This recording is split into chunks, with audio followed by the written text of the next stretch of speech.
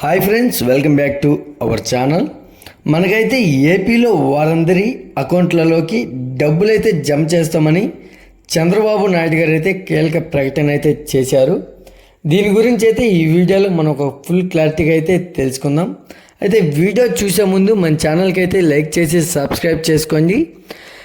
AP ప్రభుత్వం నుంచి వచ్చే లేటెస్ట్ అప్డేట్ని ఎప్పటికప్పుడైతే మన ఛానల్లో అప్డేట్ చేస్తూ ఉంటాను. ఇక వీడియోలోకి వెళ్తే, ఏపీలో వరద బాధితులకు ఆర్థిక సాయంపై ముఖ్యమంత్రి నారా చంద్రబాబు నాయుడు గారు అయితే కీలక వ్యాఖ్యలు అయితే చేశారు. అయితే ప్రభుత్వం అందిస్తున్న ఆర్థిక సాయం జమకు సంబంధించిన సాంకేతిక సమస్యల్ని వెంటనే పరిష్కరించాలని అయితే అధికారుల్ని ఆదేశించారు. అయితే ఈ నెల 4 అనగా శుక్రవారం నాటికి అందరికీ పరిహారం పంపిణీ పూర్తి కావాలని, వరదల వల్ల నష్టపోయిన వారిలో ఏ ఒక్కరూ అసంతృప్తితో ఉండటానికి వీల్లేదని అయితే తెలియజేశారు. అయితే వరద సాయం పంపిణీలో సమస్యలు మరియు బాధితులు ఫిర్యాదులపై సచివాలయంలో ముఖ్యమంత్రి చంద్రబాబు అయితే సమీక్షించారు.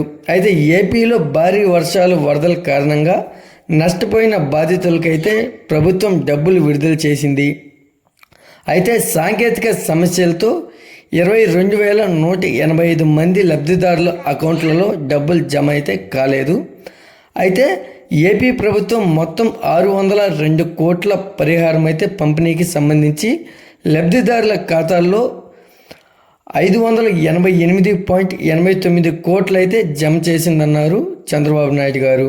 అయితే ఇప్పటికే 97% మంది అకౌంట్లలోకి డబ్బులు అయితే చేరాయని, అకౌంట్ వాడకం లేకపోవడం, మరికొందరి అకౌంట్లకు ఆధార్ లింక్ కాకపోవడం వలన కొన్ని అకౌంట్లు క్లోజ్ కావడం, మరికొందరు అకౌంట్ నెంబర్లు తప్పుగా నమోదు చేయడం, కొందరు వివరాలు సరిగా లేకపోవడం వంటి సాంకేతిక కారణాలతో 22,185 మందికి అయితే డబ్బులు సాయం జమ కాలేదని అయితే తెలియజేశారు.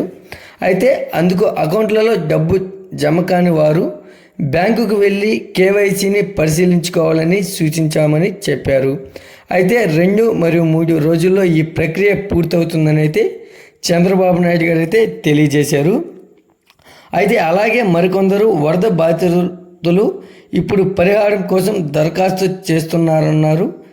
వాటిని పరిశీలించి అర్హులైన వారికి సాయం అందిస్తామని అయితే అధికారులు ముఖ్యమంత్రికి వివరించారు.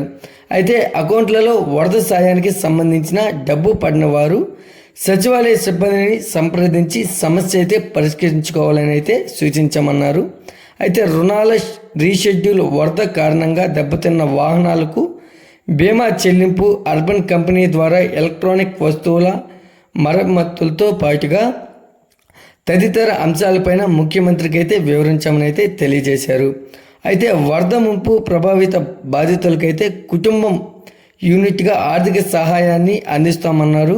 అయితే కలెక్టర్ సృజన గారు అయితే మనకు వరద బాధిత కుటుంబంలో ఒకరిని గుర్తించి వారి ఆధార్కు అనుసంధానమైన బ్యాంక్ అకౌంట్లలో డీబీటీ ద్వారా డబ్బులు జమ చేస్తున్నట్లు తెలియజేశారు. అయితే కుటుంబంలో మరో వ్యక్తిని లబ్ధిదారునిగా గుర్తించడానికి వీలు లేని విషయాన్ని గుర్తించాలని, అనవసరంగా అర్జీలు అందజేయొద్దని సూచించారు. అయితే వరద బాధితులకు అత్యంత పారదర్శకంగా సహాయం అయితే అందిస్తున్నామని, ఇప్పటి వరకు ఇల్లు, వాహనాలు తదితర నష్టాలకు సంబంధించి 112,481 మందికి అయితే బ్యాంకుల ఖాతాల్లో సాయం జమ చేసినట్లయితే తెలియజేశారు. ఈ వీడియో కనుక నచ్చినట్లయితే లైక్ చేసి సబ్స్క్రైబ్ చేసుకోండి. మరొక లేటెస్ట్ అప్డేట్తో మీ ముందుకు తీసుకొస్తాను. Thanks for watching.